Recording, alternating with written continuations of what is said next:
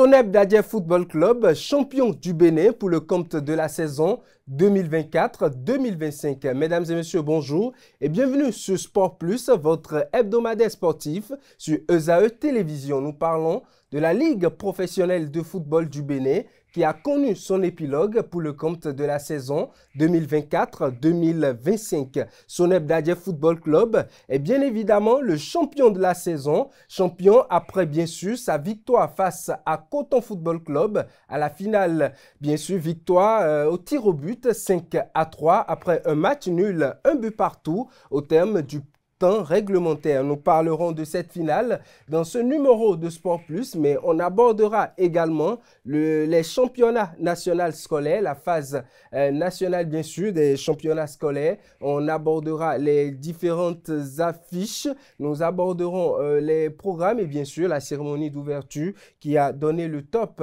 de cette édition du championnat scolaire. Nous aborderons également la préparation bien sûr au niveau du mini-football pour le compte de la Coupe d'Afrique des Nations de mini-football. D'autres informations également vont meubler ce numéro de Sport Plus dans Actu Hebdo et dans le décryptage où je serai avec nos chroniqueurs habituels, Carles Kitoumé et bien sûr Alessandre Vincent. Mesdames et messieurs, le menu ainsi présenté, on se retrouve juste après le jingle pour Actu Hebdo.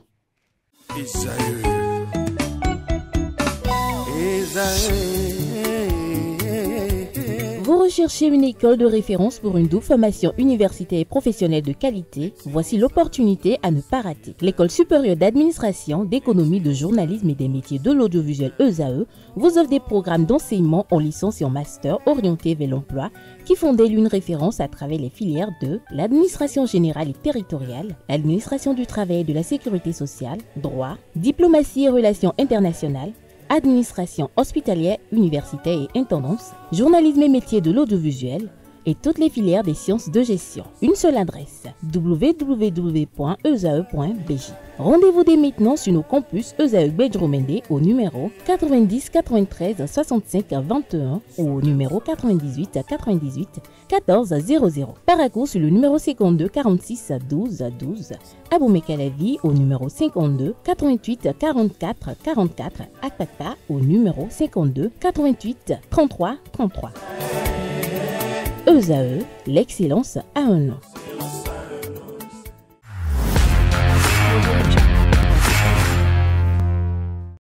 Retour plateau, Actu Hebdo à présent. Nous commençons bien évidemment par le sacre de Soneb Dadje Football Club qui s'est offert le Graal de la Ligue professionnelle de football du Bénin saison 2024-2025 au terme de la finale qu'il a opposée à Coton Football Club le mercredi 18 juin 2025. Le club d'Aplahoui s'est imposé au tir au but 5-3 après un match nul au temps réglementaire d'un but partout. Suivez dans cet élément le parcours de Dadje Football Club jusqu'à la finale, élément que nous proposent nos reporters.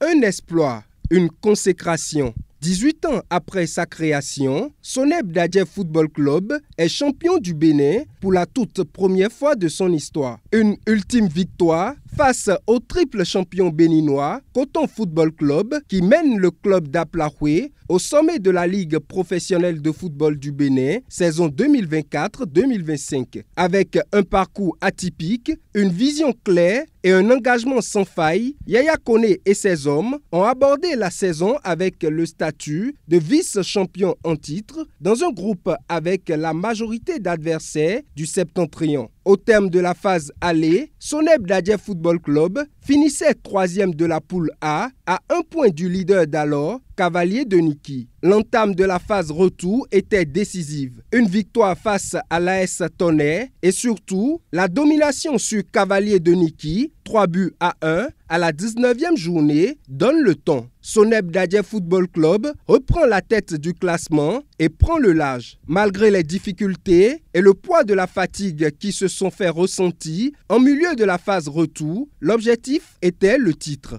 Notre motivation reste sans faille. pour cette première place au niveau du championnat de la Ligue professionnelle. Et donc nous travaillons à cela et nous gardons le cap et les yeux fixés sur cet objectif qui est d'être champion de cette saison. Fidèles à leurs ambitions, les hommes du Koufo vont terminer la saison en tête de la poule A avec un bilan impressionnant de 15 victoires, 16 matchs nuls et seulement 3 défaites en 34 journées. Une équipe de Soneb Dadje redoutable qui se qualifie pour l'ultime finale de la Ligue professionnelle de football du Bénin où elle affrontera Coton Football Club, triple champion en titre du Bénin. Un résultat logique au regard des moyens mis à la disposition du club.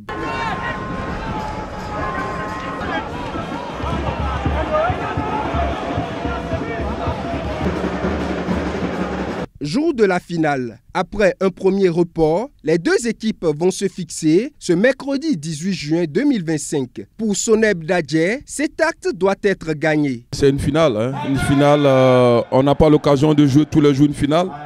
Et quand on a l'occasion, je pense qu'il faut mettre toutes les chances de son côté. Il faut la jouer à fond, il faut la jouer sans réserve, il faut la jouer surtout pour la gagner. Et nous sommes là cet après-midi. Les sentiments que nous animent, c'est un sentiment de joie. C'est en même temps aussi, comme je l'ai dit tout à l'heure, un match, il va falloir tout donner face à un adversaire que nous respectons, un adversaire qui a son expérience. Et nous venons avec notre détermination, notre volonté pour essayer de bousculer la hiérarchie. Soneb Dadje Football Club face à Coton Football Club. Les Adja Boys ont affiché leur volonté dès les premières minutes. Une pression qui permet à Soneb Dadje de prendre les rênes de la partie dès la 23e minute. Salif Bagaté, meilleur buteur du club, laissera Hassan Sissé sans voix sur ce coup franc.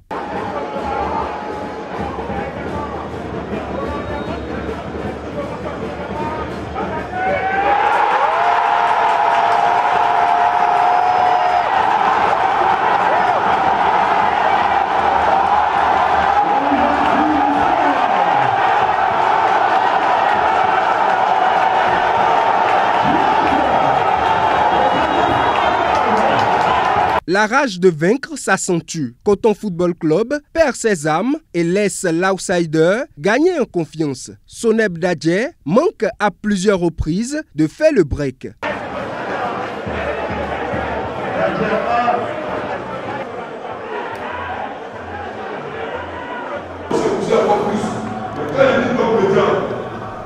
C'est pour se battre. C'est pour se battre. C'est pour se battre. Et pour je suis pas maintenant. Sur le compte. Ils sont furieux, ils sont là. Le plan est furieux. Pas les dire, ils sont furieux.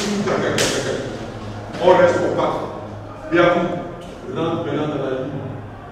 Ok, je vais voir maintenant la ligne comment à nous. Nouvelle stratégie, mais le mental reste intact. Soneb Dadje et Coton se livrent un duel infernal. Loki, cauchemar des cotonniers, ne laisse rien passer.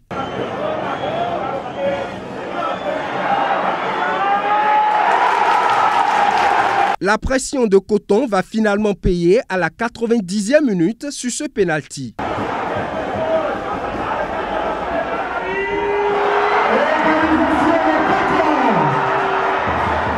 La parité rétablie, Soneb Dadje change son dernier rempart avant l'ultime séance des tirs au but. Une entrée qui changera tout.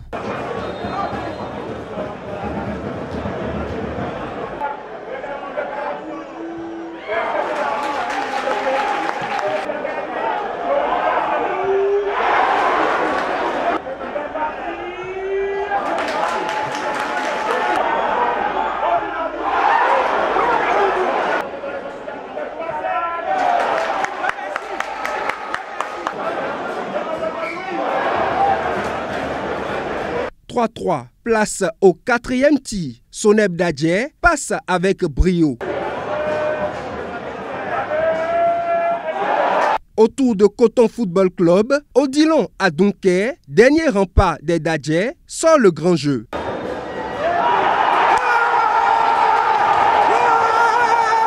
Tel en 2024, en Coupe CAF face à El Kanemi Warriors, Blaise Selassie Bakaï va projeter Dadje Football Club dans une autre dimension.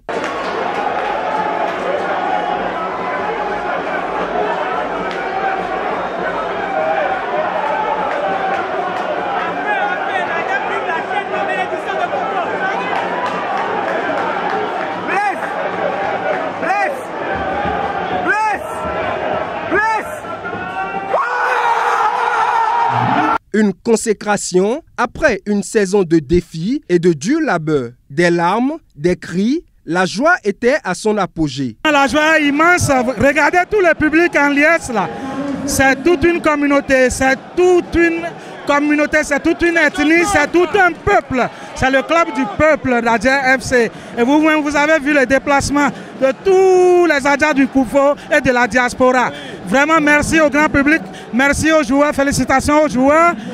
Je suis fier de mes garçons. Je suis fier. Ils ont été courageux, ils ont été héroïques.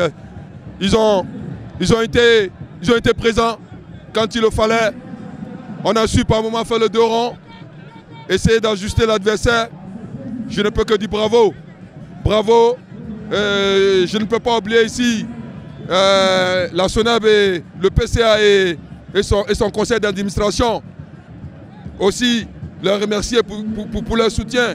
Remercier également la DGS et Dieu aussi Kouché Oueda qui a tout fait, qui s'est battu pour qu'aujourd'hui SONEB Dadje soit champion du Bénin. Bravo, bravo, rien que bravo. Je suis trop en joie. Je suis en joie, c'est une fierté. On a beaucoup travaillé pour ça. Et puis finalement c'est arrivé. Je suis très en joie, il n'y a pas les mots. Aujourd'hui, le Seigneur a prouvé que quand vous travaillez dur, vous travaillez fort, vous avez toujours le résultat. Vous voyez tout ce que vous voyez là, nous sommes émus. C'est de l'apothéose, nous sommes totalement dépassés. Cette consécration, le club du Koufo l'a atteint grâce aux travaux et à la gestion efficace de la SONEB Sport SA. Le président du conseil d'administration de la SONEB Sport SA, Ano Zanou, et son conseil, et surtout la directrice générale et sportive de la SONEB Sport SA, Eudia Koussiwede, et son administration ont été également les grands artisans de ce succès. Vice-champion du Bénin en 2024 et auteur d'un parcours lumineux dans les préliminaires de la Coupe de la Confédération africaine, CAF, SONEB Dadje est désormais champion du Bénin saison 2024-2025 et va participer cette fois aux préliminaires de la Ligue des champions africaine de football. La preuve d'une ascension fulgurante, résultat d'un travail acharné et laborieux. Après son sacre, SONEB Dadje Football Club a été récompensé, notamment le vendredi 20 juin 2025, par une cérémonie symbolique qui s'est tenue au siège de SONEB Sport SA pour saluer l'exploit historique du club d'Aplahoui. L'équipe a été reçue dans les locaux de la SONEB Sport SA à Abomey-Calavi en présence du ministre de l'Énergie, de l'Eau et des Mines, Paulin Akpona. Ainsi, l'entreprise a tenu à honorer les 26 joueurs qui ont porté le club vers le sommet du football béninois cette saison. En guise de reconnaissance, chaque joueur s'est vu offrir une enveloppe individuelle d'1 million de francs CFA. Selon les informations, un total de 34 300 000 francs CFA. C'est un total, bien sûr, de 34 300 000 francs CFA que SONEB Dadje Football Club a offert aux joueurs, staff technique et personnel du club. Rappelons bien évidemment que le staff technique est réparti, l'ensemble du staff est reparti avec 1 million de francs CFA pour chaque membre et bien sûr le personnel qui s'est vu octroyer une prime de 200 000 francs CFA. Un geste fort qui marque le soutien du secteur privé au sport local. On parle toujours de la Ligue professionnelle de football du Bénin qui prendra un nouveau format dès la saison prochaine. Alors que les différentes équipes sont au repos après la grande finale de la saison 2024-2025, L'analyste sportif Issa Amadou estime que les enjeux sont plus grands face aux défis des différents clubs dans les prochaines sorties. Suivez l'analyste Issa Amadou qui explique bien évidemment ces enjeux de la saison prochaine. Il est au micro de Romaric Diesugo Gbenou. Une chose est d'avoir certainement, on va dire, des équipes qui veulent représenter le Bénin aux compétitions interclubs, mais une autre est d'avoir des équipes compétitives qui puissent réellement faire le job. Rappelez-vous déjà qu'à part les Dragons de Lomé en 1987 qui ont connu une demi-finale, on va dire, de Ligue des champions, bon, appelée en ce moment-là la Coupe des clubs champions, il y a eu un peu plus récemment l'équipe de ESAE qui a connu pour la première fois également dans l'histoire du football au Bénin, une phase de groupe de cette Ligue des champions. Alors, pour aller, on va dire, à ces compétitions-là et briller, il faut forcément s'organiser. Pour moi, l'organisation tient à 3 niveaux. Il faut d'abord un bon recrutement. Et ce recrutement-là n'est pas un recrutement pour le championnat national, c'est un recrutement pour une compétition africaine. Donc, il faut réellement aller prendre les meilleurs des meilleurs pour renforcer justement ces équipes-là. Parce que la compétition, elle est véritablement exigeante. Le second niveau, c'est beaucoup plus également les moyens. Vous ne pouvez pas aller à une compétition interclub, voyager, aller dans telle capitale, dans tel pays sans avoir les moyens. Il faut avoir les moyens déjà de faire un bon recrutement. Après, il faut avoir les moyens pour les voyages, pour également motiver les joueurs. Parce que les joueurs, voilà, ils ont besoin quand même de motivation pour réellement se donner lors des différents matchs. Le troisième, on va dire, niveau d'analyse, selon moi, c'est avoir également de l'expertise. Si vous voulez aller loin dans une compétition, il faut que l'équipe soit entourée, l'encadrement technique soit entouré, que les dirigeants soient entourés des gens qui ont de l'expertise dans l'organisation de ce genre de compétition, ou plutôt dans l'expédition, on va dire, d'une équipe africaine sur le continent africain. Donc, c'est important d'avoir des gens qui ont vécu, qui ont de l'expérience, qui connaissent les réalités du milieu footballistique africain. Et c'est important d'avoir donc on va dire, des gens qui soient réellement là pour montrer un peu les stratégies à adopter chaque fois qu'il y a un match. Donc, il ne suffit pas d'avoir les moyens, il ne suffit pas d'avoir également des joueurs compétitifs, mais il est aussi important d'avoir une expertise dans la maîtrise de l'environnement du football africain pour prétendre briller à une compétition africaine.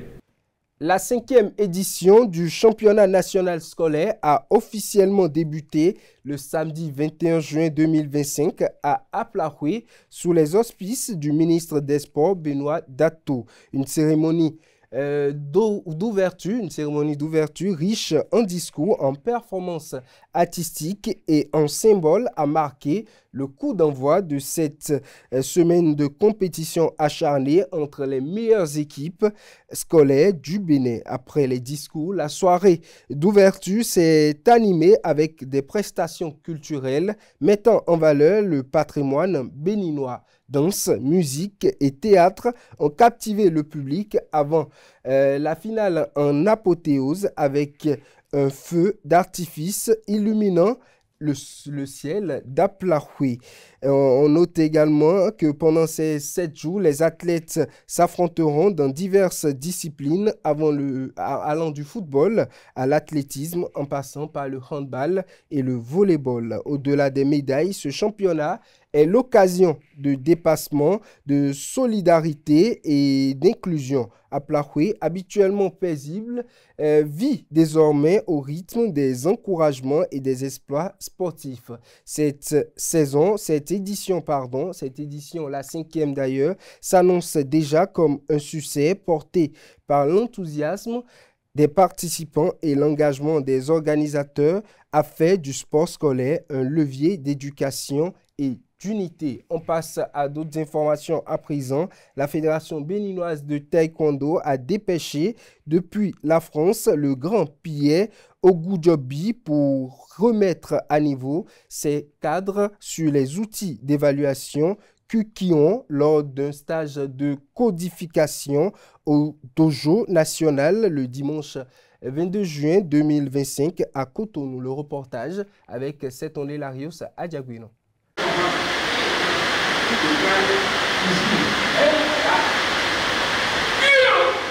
Même le poids de l'âge n'émousse pas sa volonté, sa détermination et son engagement de transmettre ses connaissances sur l'art. Grand maître Pierre Ogoudjobi forme les cadres techniques, candidats aux examens de grade supérieur et responsables de commission sur les nouveaux outils d'évaluation Kukiwan lors d'un atelier de codification organisé par la Fédération béninoise de taekwondo. Le taekwondo, c'est un sport très dynamique et dont l'évolution rapide exige des exigences en ce qui concerne la remise à niveau, la formation des cadres dans tous les domaines. Je veux parler de l'entraînement, de l'arbitrage, des compétitions et tout le reste. C'est de ça que nous organisons donc régulièrement pour pouvoir suivre le rythme de la dynamique mondiale. Et c'est dans ce cadre que nous organisons aujourd'hui le stage de codification des épreuves de passage de grade pour les différents examens. Du 1er au 7e dan, les participants ont actualisé leurs connaissances sous la direction du grand maître Ogoudjobi, ceinture noire 8e dan. De la posture à l'exécution des différents poncés, en passant par la coordination lors des mouvements, l'expert Kukiwan a remis à niveau ses élèves de circonstance. Chaque candidat, peu importe le grade auquel il veut accéder, il doit présenter 3 techniques de Kimbok, Chibi, Sogi, qui sont des enchaînements. Et ces enchaînements dérivent de ces 3 anciens poumsés, de ces trois anciens poumsés, de ces 3 grades précédents. Ces 3 grades précédents qu'il a passés, les poumsés qui sont concernés par ce grade-là, il doit les retirer, les combinaisons de Kimbochumisogi là dans chacun de ces poumsés là. Et c'est ça qui fait ces 3 premières épreuves. Premier Kimbochumisogi, deuxième Kimbochumisogi, troisième Kimbochumisogi. Les participants sortent mieux outillés de cet atelier de codification. Autrefois, on demandait les épaules sous forme classique et on faisait beaucoup de mouvements. Avec le temps, on a compris qu'il fallait aller à la codification, de sorte que le pratiquant ne venant pas de nulle part, ayant déjà parcouru des étapes précédemment au grade auquel il postule, on a codifié les mouvements, de sorte qu'en très peu de mouvements, on puisse évaluer le niveau du postulant. Donc c'est une très belle approche. Et tel que ça s'est passé aujourd'hui, à tout point de vue, je me suis senti quand même satisfait. Il nous a appris des choses vraiment formidables. J'ai été vraiment dépassé même de voir notre grand maître toujours en forme et à l'œuvre. Et il nous a vraiment édifié, il nous a appris des techniques, de nouvelles choses qui vont nous permettre de mieux organiser le club et d'aller encore plus en avant dans la pratique de l'art. Ce stage intervient à quelques jours de la tenue des examens de passage de grade supérieur du 1er au 7e dan et d'autres formations initiées par le comité exécutif du docteur Jules Victorien Kouglenou dans le cadre de la modernisation de la pratique de l'art au Bénin. Restons avec le taekwondo. Une nouvelle compétition a fait son apparition au Bénin le samedi 21 juin 2025. Désormais, le tournoi scolaire est initié par Minankmon Arts Martial et Sport. La compétition vise notamment à servir de tremplin pour l'expression de jeunes pousses dans la discipline. Le point de la première édition avec cet onde Larios à Diagbino. Pour la promotion du taekwondo à la base, l'Académie Minankmon Arts Martial et Sport crée le tournoi scolaire. Cette initiative soutenue par la fédération se veut un espace pour permettre aux écoliers et élèves pratiquants de l'art d'exprimer leur talent, de jauger leur niveau et de cultiver l'esprit de compétition. Pour cette première édition, nous avons eu la participation d'une dizaine d'écoles, dont EFS Montaigne, Fontaine d'éveil, Royaume des Anges, la Grande Académie, les Trois Quais et bien d'autres. Nous avons eu la chance d'avoir une centaine d'athlètes qui ont évolué dans les épreuves comme le combat, le kyurgi, le pumse, la souplesse, la corde à sauter et la course. Âgés de 4 à 14 ans, les enfants se sont appliqués pour restituer les enseignements reçus. Chacun a rivalisé d'ardeur avec ses adversaires pour remporter le Graal dans sa catégorie. Si vous voulez être médaillé d'or, vous devez maximiser vos coups à la tête et ne pas laisser votre adversaire vous donner des coups. Et le pousser à sortir pour qu'on lui donne une sanction. Je veux évoluer de jour en jour pour devenir champion olympique ou champion de la sous-région. J'ai eu la médaille d'or. J'ai travaillé dur avec mon coach. Je fais la souplesse. Je suis très contente pour ma médaille. L'instant du tournoi scolaire de taekwondo 2025, le Hall des Arts, Loisirs et Sports de Cotonou s'est transformé en un lieu de fête foraine où les parents encouragent leurs enfants avec enthousiasme. C'est quelque chose de base que moi-même j'aime. J'aime ça, c'était une passion pour moi, mais je n'ai pas eu à le faire. J'ai dit, il faut que mes enfants le fassent forcer. Donc, du coup, je voulais que les enfants remportent les médailles. J'étais dedans pour que notre équipe puisse remporter. Bon, finalement, ça a donné bon nombre et j'en suis fière. Je dis bravo aux responsables, parce que ce n'est pas facile de réunir des enfants en fin d'année. Ça fait école. Ça nous donne encore plus d'idées à savoir comment il faut prendre les dispositions pour que dans les collines aussi, on puisse mettre les petits plats dans les grands pour que nos enfants aussi puissent commencer par participer à cette activité-là. Le responsable de l'académie Minankon Arts Martial et Sport se satisfait du bon déroulement de la compétition. L'objectif qu'on s'est donné, on l'a atteint. On l'a atteint avec de meilleures performances, avec de beaux jeux. Pour les prochaines éditions, nous pensons améliorer déjà les petites coquilles qu'on a eues pour cette édition avec de nouvelles innovations qu'on ne pourra peut-être pas le dire maintenant, mais qui vont certainement être révélées le jour J. Et je viens remercier le président de la Fédération béninoise de taekwondo et tout son comité pour l'assistance et pour le soutien qui nous a permis vraiment de faire cette compétition avec toutes les commodités possibles, avec tout le corps arbitral possible. Je tiens vraiment à remercier aussi le directeur technique national et toutes les écoles qui ont vraiment cru en ce projet et qui ont participé massivement. Au-delà d'un pari gagné par les organisateurs, le tournoi scolaire révèle le travail qu'abattent le président Jules Victorien Kouglenou et son comité exécutif pour la refonte et la relance du taekwondo au Bénin. Vous l'aurez constaté vous-même, la volonté de ces jeunes athlètes de donner le meilleur d'eux-mêmes sont des indices palpables de ce que si nous continuons sur cette trajectoire de formation, nous aurons beaucoup de révélations et que, comme nous l'avions toujours souhaité, le président s'emploie à le faire, le Bénin sera révélé par le taekwondo. Les regards sont donc tournés vers l'édition 2026 du tournoi scolaire de taekwondo. Mesdames et messieurs, c'est tout pour l'actualité sportive. On se retrouve juste après le jingle pour le décryptage avec nos deux invités, Carles Kitome et Alessandre Vincent.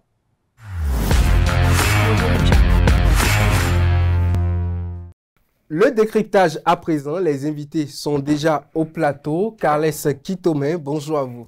Bonjour Anel Dehou. Bienvenue sur ce plateau. Merci de me recevoir.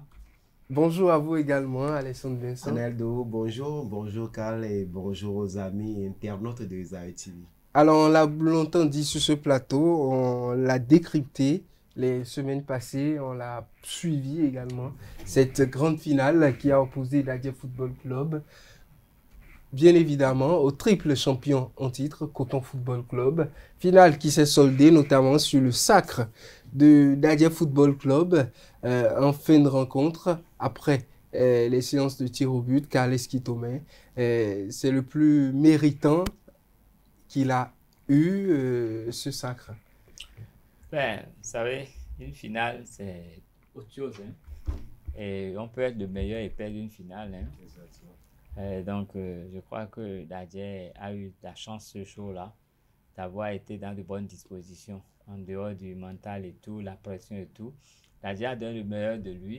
Et vous avez vu, la finale était un peu timorée. Les deux équipes, c'est pas le meilleur visage quand même qu'elles ont montré ce jour-là.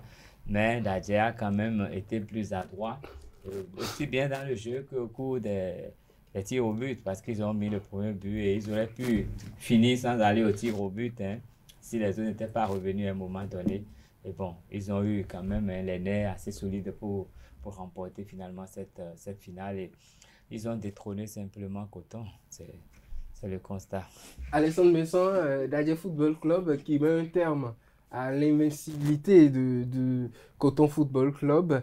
En fin de saison, Coton perd le sommet du championnat béninois. Coton, bien évidemment, qui perd cette finale qu'il avait gagné la saison passée. Dadje qui a sa revanche, qui a profité de ce mental fort pour s'hisser sur le toit du football béninois. Ben, je dirais que Dadje a mis un thème à l'hégémonie qu'on appelle de Coton sur le football béninois.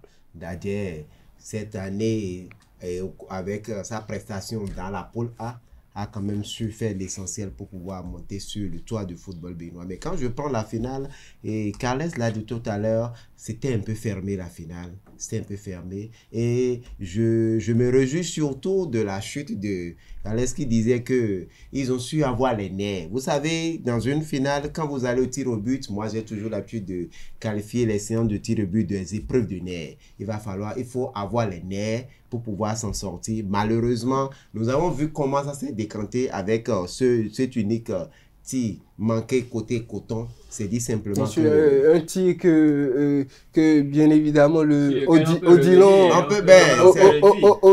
Adunke qui arrête ce tir, son premier match de la saison. Donc c'est pour vous dire simplement que... Et simplement, c'est la chance a été avec Dadje. Est-ce que si on s'en tient à la séance des tirs au but, est-ce que c'est de la chance ou bien le manque de concentration de Coton sur ces épreuves de tirs au but, puisque nous avons vu un peu, je ne vais pas parler d'agitation, mais la précipitation du joueur qui voulait coûte que coûte mettre ce penalty, qui l'a totalement raté. Vous savez, c'est quand on prend d'abord ce penalty qui a été le tournant de cette finale, moi je vois le truc sur deux angles-là. D'abord, Odilon Adunke qui est rentré dans le jeu, vous verrez, les deux premiers tirs, il est allé du côté du ballon, il lui a simplement manqué un peu de précision, sinon que c'est depuis fort longtemps, il allait déjà sortir au moins deux ballons et mettre un thème pratiquement, et mettre Coton en déroute depuis. Mais il n'a pas su agir comme il fallait. Et sur ce tir qu'il a arrêté, vous allez voir que c'était la même chose. Ça fait le premier. Le deuxième angle, je n'ai pas trop compris ce qui a poussé le joueur de Coton à se précipiter. Cette précipitation, je n'ai pas trop compris parce que je l'ai vu juste regarder le ballon. Aussitôt l'arbitre a donné le top, il a aussitôt envoyé le ballon. Je n'ai pas trop compris.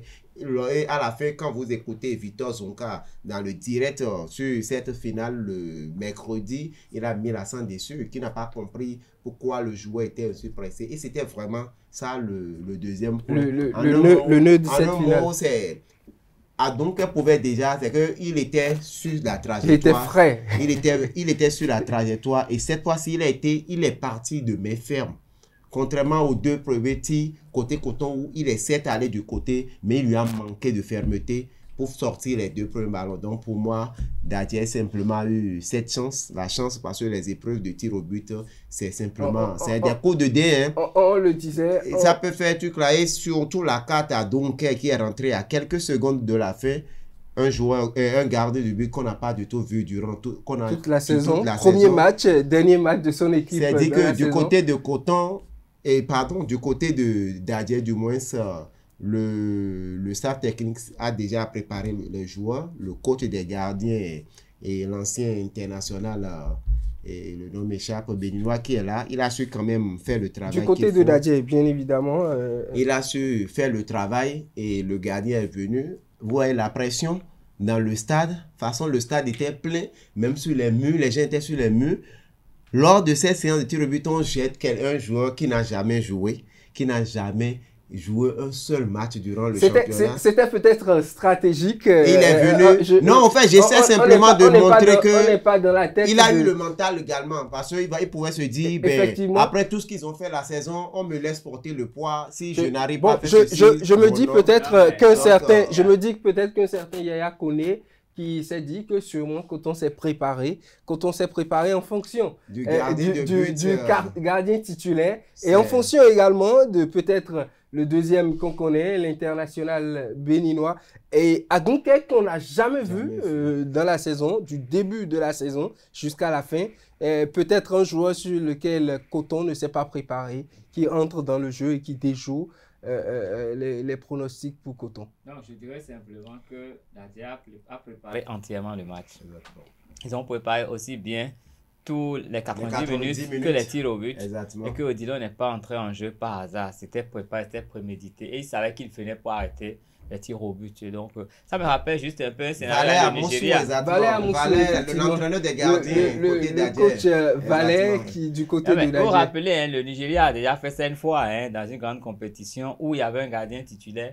Mais chaque fois qu'ils sont allés au tir au but, ils ont fait un changement juste et c'était Austin Ejide qui venait pour arrêter, pour sortir les pénaltys.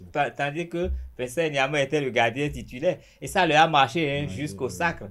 Et donc, c'est bien préparé. Et même s'il n'était pas bon, le seul fait qu'il vienne à ce moment, ça met une pression spéciale sur les tireurs qui se disent, mais lui vient pour nous faire quoi? Et donc, personne ne le connaissant pas. Et cette pression, forcément... Il a une ascendance psychologique sur le tireur. C'est clair. Effectivement. C'est clair. Et puis le tir qu'il a arrêté, vous avez vu, il aurait pu encaisser. Il a d'abord le ballon, il a repoussé qui allait vers le poteau. Et sa tête est rentrée en jeu. Effectivement. Et il a arrêté de la main, de la tête avant que ça ne touche le poteau et que heureusement ça pouvait entrer encore. Mais oui, mais bon. Heureusement. C'est que c'était trop.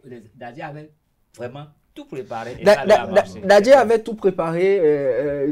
On le disait avant cette finale, la meilleure attaque de la Ligue professionnelle de football du Bénin contre peut-être la meilleure défense du côté de la poule B. Sinon, la meilleure défense, c'était bien sûr les Buffles du Borgou. Mais du côté de la poule B, Coton, meilleure défense, qui s'affrontait. Dadje a profité des deux attaquants qui ont changé le cours du jeu. Le premier est du côté de Bagaté à la 23e minute, Bagaté qui inscrit le but sur le coup franc. Ce but, c'est déjà le nœud peut-être du manque de concentration peut-être de Coton qui encaisse ce but qui est parti d'un coup de pied arrêté devant la surface. Non, mais je ne dirais pas que c'est manque de concentration. Vous savez, quand on prend le début du match, l'entame de la rencontre, au moins les 20 premières minutes, vous verrez qu'il y a au moins à deux niveaux, ça ne marchait pas au niveau de Coton. Ça ne marchait pas sérieusement. Et Dadje a su vraiment profiter de ça pour mettre la pression. Et Salif également a su utiliser comme il fallait parce qu'on a vu comment il a enroulé. Il le disait dans l'interview de fait. Qu'il a vu le trou et juste avant de frapper, il dit à son coéquipier, laissez-moi jouer. J'ai vu, laissez-moi jouer. Et il a l'habitude de tirer ses gens de coup franc lors des séances d'entraînement. Donc, il a su simplement faire le travail. Et vous allez voir que Dadje a su profiter un peu du début manqué côté Coton. Et vous allez voir, lorsque Victor Zonka a effectué deux changements en faisant sortir Hippolyte Sani, quand ils ont fait sortir Sani et il y a un autre joueur, les deux ils ont ramené. Le jeu a changé aussi. Alessandre Besson, est-ce que ce changement avant la mi-temps n'est pas un aveu de faiblesse du côté de Coton? Non. On voit un certain Coton qui, on voit un certain Coton qui effectue un changement dans la toute dernière minute du temps réglementaire de la première période. Changement qu'on pouvait attendre et le faire en début de deuxième partie. Mais est-ce qu'à ce niveau, est-ce que ce n'est pas un aveu que l'adversaire est en train de prendre le dessus? Vous savez, on est en train de jouer une finale. Il peut y avoir un maillon du système qui peut peut-être pas prendre. On ne peut pas attendre la fin. C'est une chaîne. On ne va pas laisser le maillon emporter tout ce qu'on a mis en place comme dispositif. Tout ce qui est mis en place comme dispositif, il a su qu'au niveau de son système, il y a ces deux nœuds-là qui ne fonctionne pas correctement. Et c'est ce qu'il a fait. Moi, je suis bel et bien d'accord. Et il a fait une très bonne lecture. La belle preuve, lorsqu'il a effectué ces 2 changements, j'avoue que Dadje a eu sérieusement de mal. Et surtout en deuxième partie, parce que pour moi, cette finale, chaque équipe a eu droit à sa mi-temps. La deuxième partie, c'était Coton qui était maître du jeu et qui pouvait... Parce qu'on a vu des éléments vidéo qui sont sortis du coach Yaya Kone qui, dans les vestiaires, parlait à ses joueurs en deuxième partie. On se laisse dominer en deuxième partie, on laisse le ballon rouler pour fatiguer l'adversaire avant de reprendre le dessus. Est-ce que ce n'est pas stratégique, ce recul? Une finale, ça se joue. Donc cette domination de Coton en deuxième période, est-ce que ce n'est pas volontaire du côté de aucunement.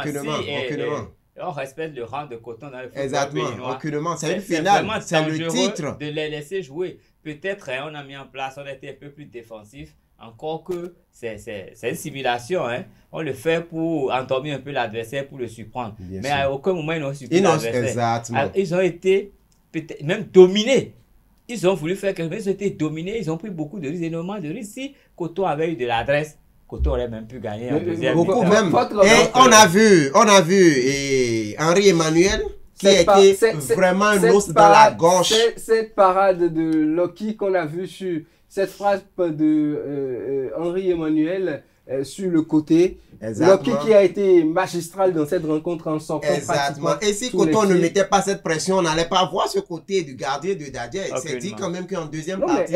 Loki, on le connaissait pour ses sur cette finale-là, cet arrêt magistral dont vous avez mentionné, c'est parce qu'il y avait vraiment du feu en face. En deuxième partie, avouons que chaque équipe a eu droit à une partie. Deuxième partie, c'était plus pour la formation de Coton qui pouvait banalement faire basculer cette rencontre. Je vois Coton peut-être égaliser 5 minutes, mais 10 minutes après le retour des vestiaires. Et la rencontre allait basculer autrement. C'est pour vous dire simplement que en deuxième partie, Dadje, c'est vrai que Dadje a su gérer. Que ce soit sa défense, on a vu une belle défense qui a su faire l'essentiel, mais Coton, après avoir raté l'entame de la rencontre, a su faire l'essentiel en deuxième partie. Malheureusement, ils sont venus au score pratiquement en toute fin de rencontre. Si c'était plus tôt, ça allait donner autre tournure à cette rencontre. Et peut-être qu'on serait peut-être pas en train de voir la rencontre, mais l'analyser. Si c'est temps qu'on allait peut-être, ça allait changer, le rôle allait changer. La lecture serait différente, mais quand même, Dadje a su simplement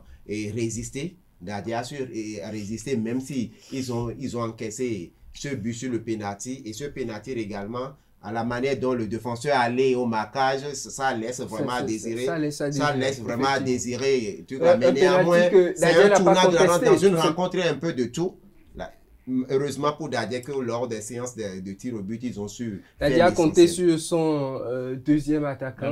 Mais qui a déjà fait la différence. C'est déjà bien maintenant. Place maintenant aux réalités. Mais avant d'en arriver là, je voudrais quand même souligner que cette finale-là est quand même à l'image de ce que les deux clubs ont montré tout au long de la saison. Nous avons vu l'équipe qui a fourni plus d'efforts durant la saison, qui n'a pas du tout été stable, qui a eu des prestations en dents de scie, qui a montré du pire, du meilleur et tout. Donc l'équipe de Coton n'était pas une équipe sur laquelle on pouvait beaucoup compter. Il n'y avait pas de stabilité tout au long de la phase, pas d'assurance, rien. Et Coton aurait même pu ne pas arriver à cette finale-là si certaines équipes dans la poule B n'avaient pas baissé un peu, n'étaient pas fatiguées, si l'effectif aussi étoffé que Coton n'allait jamais reprendre la tête. Donc, en face, on a une équipe de Dadje qui a fait de la distance beaucoup plus régulière, qui a fait plus de constante. Et donc, dans les têtes aussi, c'est forcément un peu plus constant. Donc, ça s'est joué dans la tête pour Oui, non, cette finale, ça s'est joué dans la tête. Parce que pendant la domination,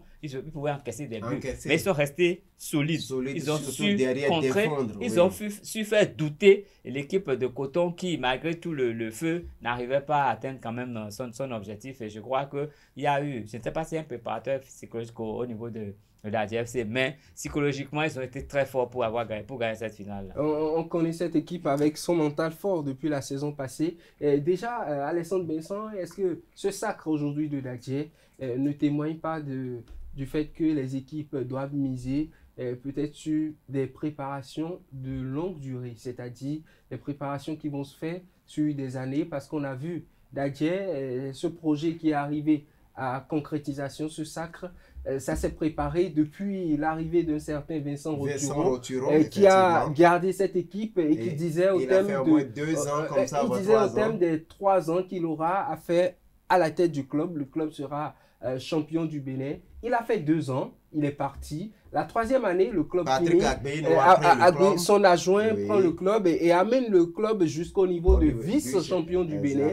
Yaya Kone vient dans la ligne et prend ce même club, évolue un peu et termine champion du Bénin. Est-ce que les autres équipes de notre championnat ne devraient pas s'inspirer de ce modèle, de préparer un sacre sur des années et non de courir derrière le titre directement quand on se lève du jour au lendemain? Vous savez, ce modèle n'est pas loin du modèle de vice-champion. C'est-à-dire, il faut avoir les moyens, il faut pouvoir recruter les bons joueurs. Et ça passe par là. Il faut avoir un staff, il faut avoir l'encadrement qu'il faut, une bonne politique pour pouvoir faire le travail. Aujourd'hui, quand vous prenez l'équipe de Dadje, les conditions dans lesquelles les joueurs de Dadje se trouvent, hébergement, paiement de salaire, tout ceci, c'est pas loin de ce qu'on retrouvait chez le champion de l'année dernière, Coton. Et quand on prend ça, quand on prend d'autres clubs qu'on met à côté, il y a vraiment, le fossé, c'est très béant. Vous prenez, je prends le club de Comé, Rodio qui est passé sous Rodio est passé sous la main de CNSS Sport. Vous avez vu ce que Rodio a réalisé cette saison.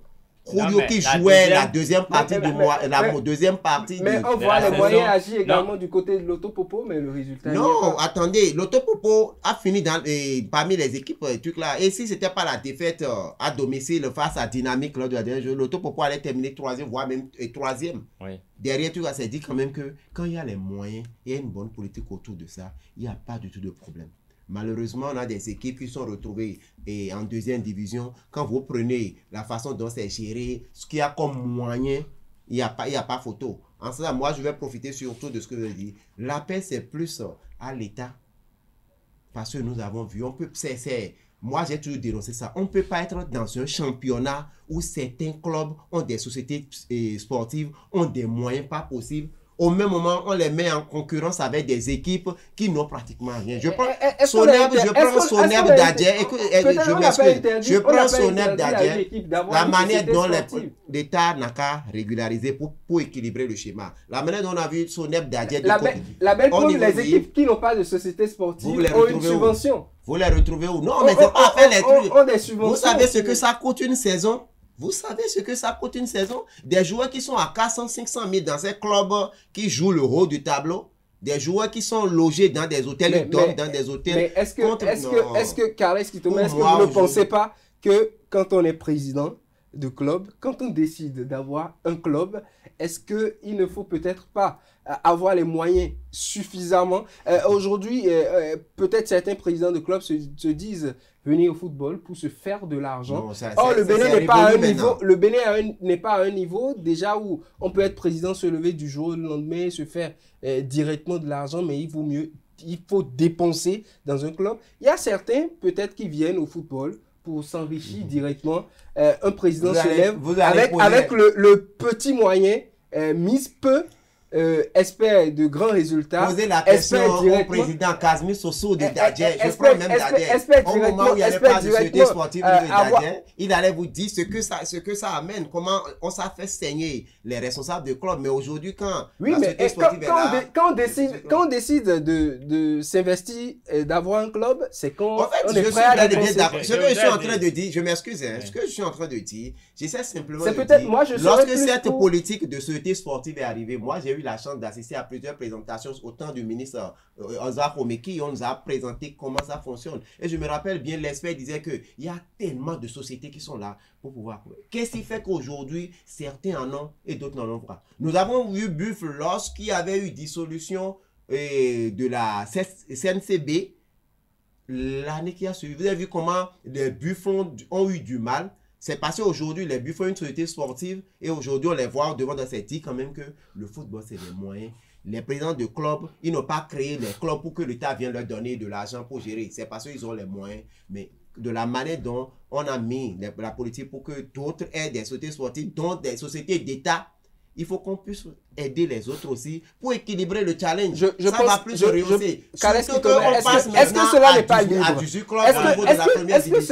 Est-ce que cela n'est pas libre? Est-ce que on choisit d'avoir des sociétés, nous on ne choisit pas? Est-ce que quand on a la volonté d'avoir une société sportive, est-ce qu'on ne peut pas directement cette politique de 1 pour 1000 sur les chiffres d'affaires annuels pour pouvoir financer un club professionnel? C'est l'État qui a instauré. Effectivement.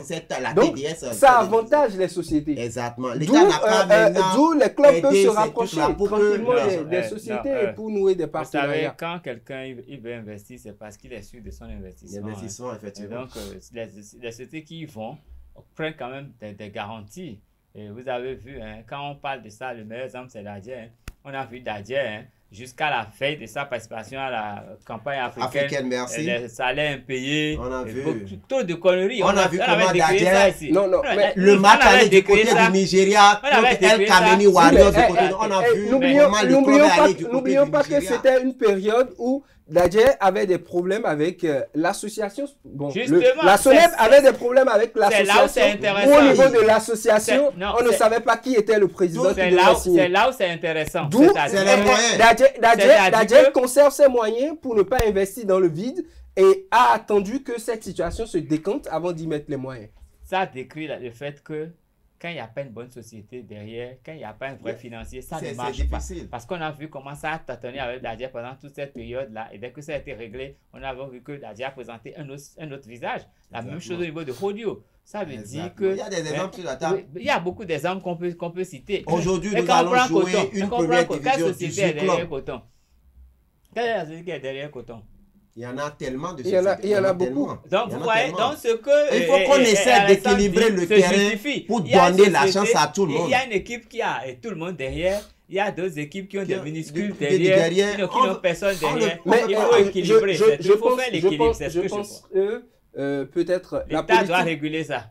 La politique est installée. Aujourd'hui, nous avons des clubs de l'élite, des clubs de deuxième division. Aujourd'hui, on a 18 maintenant. Je pense que si une équipe doit être vraiment de l'élite béninoise, cette équipe peut-être doit avoir sa société sportive et avoir beaucoup plus de moyens parce que le championnat sera plus rude. Ça va être plus rude. Moi, ce que j'essaie simplement de mettre, j'essaie quand même d'attirer l'attention sur quelque chose, c'est-à-dire quoi? Le jeu est très biaisé. Quand on crie, on dit tel meilleur, dans le championnat béninois, le jeu est très biaisé. Vous avez des chances ils ont tout ce qu'il faut comme moyen. Il y a d'autres qui se battent pour avoir les moyens et on envoie les mêmes sur le même terrain pour les évaluer. Maintenant, on est en première division, on est en deuxième division. Regardons-nous dans la glace et disons la vérité, équilibrons les choses et donnons la chance à tout le monde. Ça y va quand même du développement de notre football. Merci à vous. Aujourd'hui, Dadje et Coton sont en compétition africaine. Les rôles ont changé. Dadje en Ligue des Champions, Coton en Coupe CAF.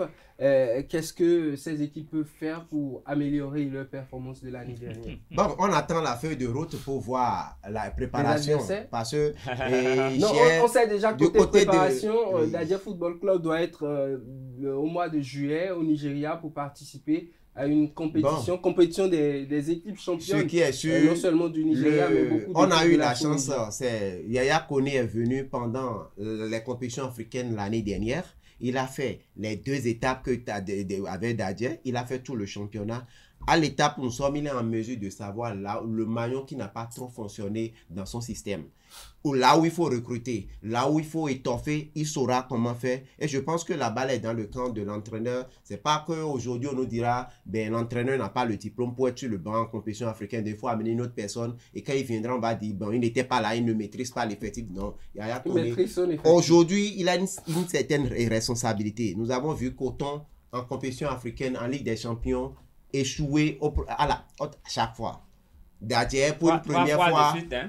Pour une première fois. Donc, Dadje a encore un autre défi devant lui. C'est peut-être de pouvoir passer, d'aller au deuxième niveau pour montrer quand même que c'est le développement en cours. C'est-à-dire ils prennent vraiment de la place sur le terrain. Le changement qui pourrait marcher pour ces deux équipes. Non, mais sincèrement, je voudrais dire, moi, que je suis content que Dadje soit champion du Bénin.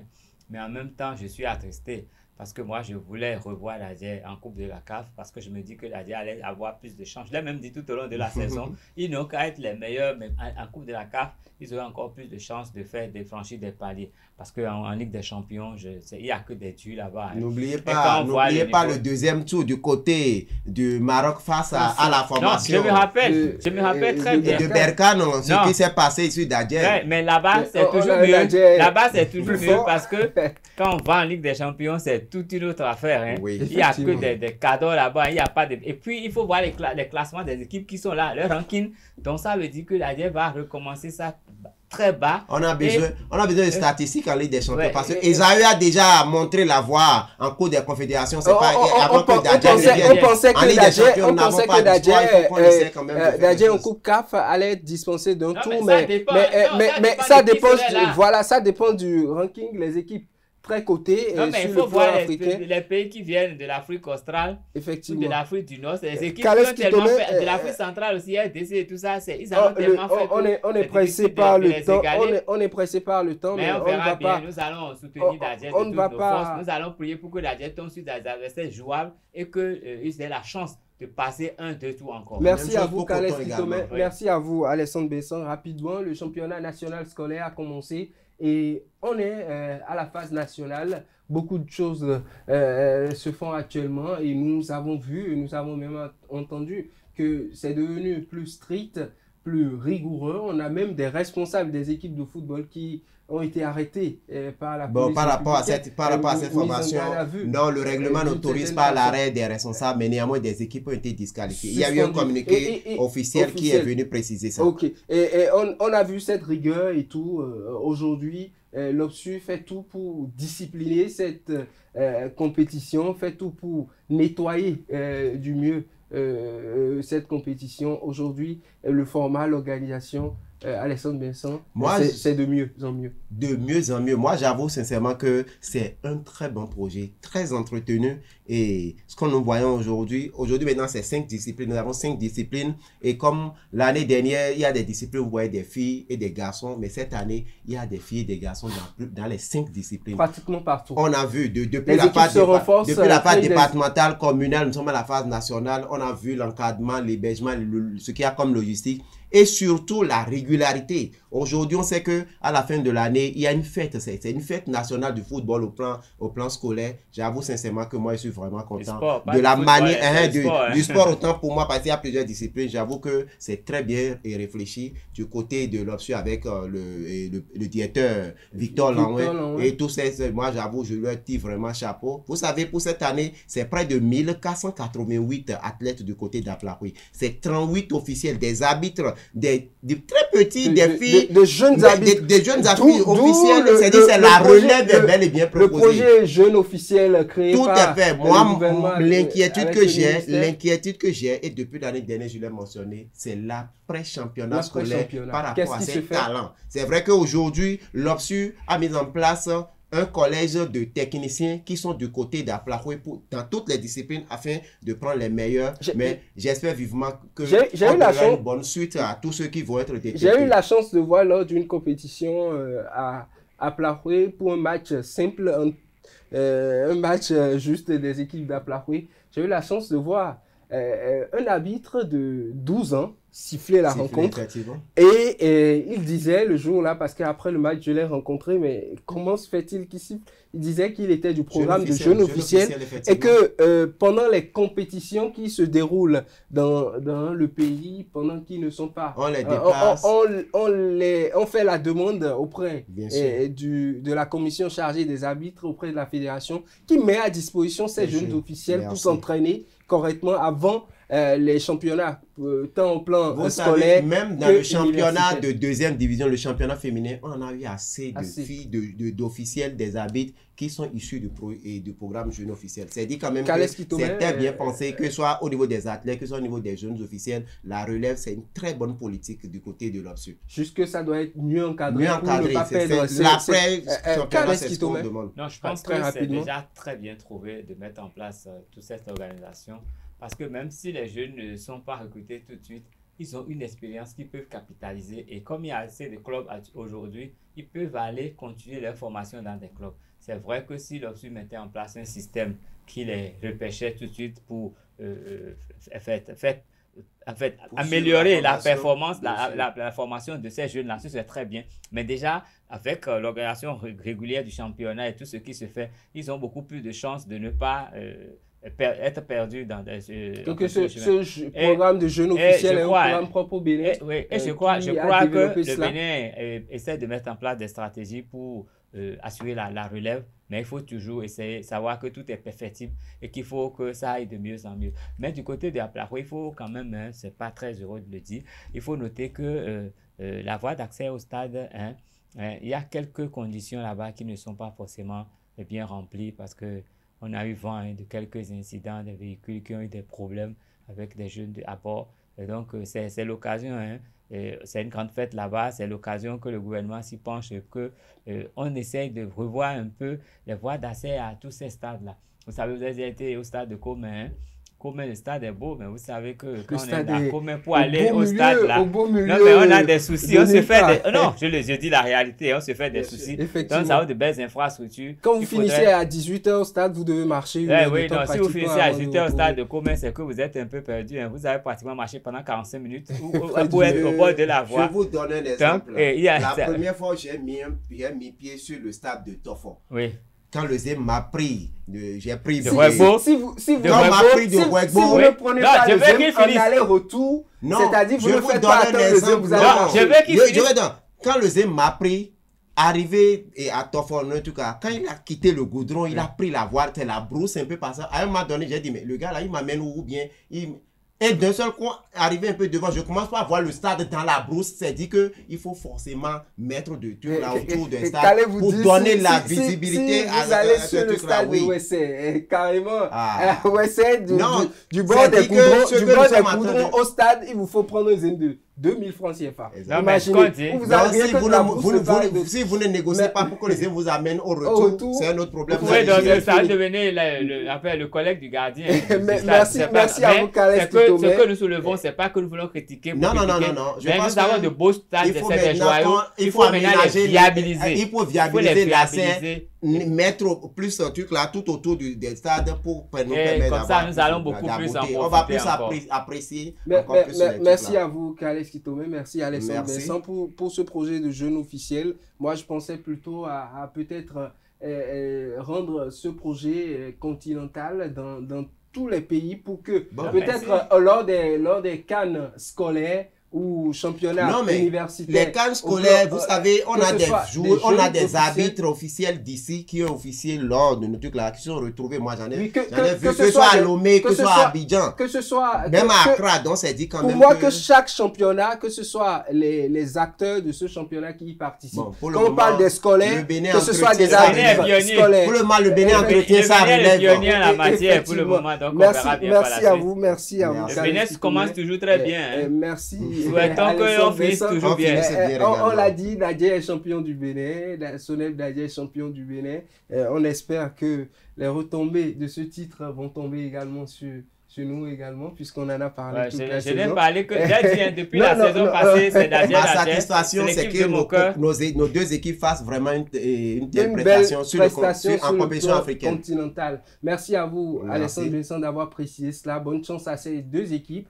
On en Bonne préparation à ces équipes. Tout au long de leur préparation, on va aborder les équipes on va aborder bien sûr les décryptages concernant les équipes à affronter, tout et tout. Amis internautes, merci d'être restés avec nous. On se retrouve très prochainement pour d'autres informations et d'autres actualités.